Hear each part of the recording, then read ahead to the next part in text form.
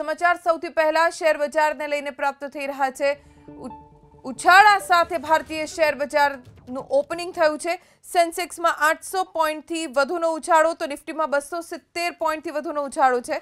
800 પોઈન્ટ્સના વધારા સાથે સેન્સેક્સ 79,500ની સપાટી પર પહોંચ્યું છે તો 270 પોઈન્ટના વધારા સાથે નિફ્ટી 24,250ની સપાટી ઉપર પહોંચ્યું છે।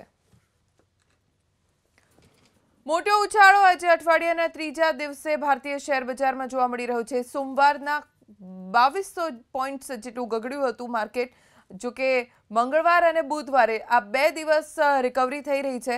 સેન્સેક્સમાં 800 પોઈન્ટનો ઉછાળો છે, નિફ્ટીમાં 270 પોઈન્ટ્સથી વધુનો ઉછાળો જોવા મળી રહ્યો છે। સેન્સેક્સ 79,500ની સપાટી ઉપર છે અને નિફ્ટી 24,250ની સપાટી ઉપર જોવા મળી રહ્યું છે।